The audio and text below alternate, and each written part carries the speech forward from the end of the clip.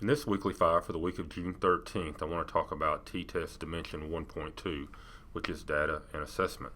And if you look at it, just as a reminder on our T-TESS, is that you're being evaluated from improvement needed to distinguished. And most of the teachers, 80% or so, are going to be in the proficient area, but we want to look at going from proficient to distinguished overall. And so in Dimension 1.2, the teacher uses formal and informal methods to measure student progress, then manages and analyzes student data to inform instruction. So this basically falls into the overall paradigm we've seen over the past decade or so, which is data-driven instruction. And so to move from proficient, where you use formal and informal assessments to monitor student progress, consistent feedback to students, analysis of student data, you go over to the distinguished area, which is very clearly monitoring, giving good feedback, building awareness of strengths of students. I think in many ways when it looks to data, you're also trying to get them to drive their own instruction, so they ought to be knowing exactly where they stand on anything at any point. You want to make sure that the feedback is very clear and connected to the students, and you want to make sure that you use that data a lot of times to determine whether the instructional methods that you put in place were effective.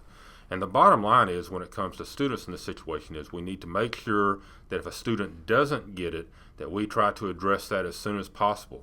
As I oftentimes say, is you want to kill the monster before it gets big. And so if you wait several months and then find out that they have a gap in this area, sometimes that is too late. And so what do teachers need to do in this particular dimension? First of all, you need to monitor students informally through walking around, checking at the desk, seeing what things are. If you see that they're making a mistake there, work to correct it immediately.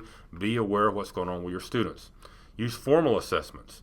And when I say formal assessments, is what I would recommend is that every test, every traditional test you have in your classroom, is that you have a section that uses star or end of course formatted questions on there. So you can see if they know how to answer the questions as they're going to have to, and the way that they're going to be held accountable at the end of the year. You need to make sure that as often as possible you provide immediate feedback. There is nothing less motivating to a student than having to wait for a couple of weeks to be able to find out how they did on something. Try to make sure that they know as soon as they can.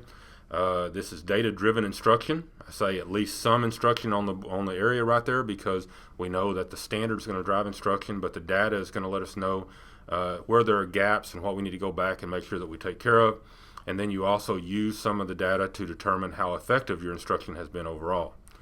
As an administrator, what we need to look for when we go in there, and we're going to have multiple areas of data that come in. We want to have the pre-conference. We may have a teacher that comes up with a portfolio of some sort to show what they're doing. But basically, we want to make sure that there is both informal and formal assessments to monitor progress.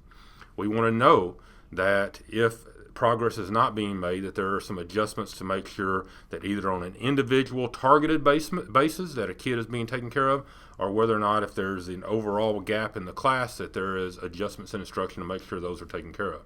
You want to make sure that the assessments are connected to the standards. And what I mean by that is that many of the assessments, not all, some can be very authentic, some can be just about anything, very traditional tests.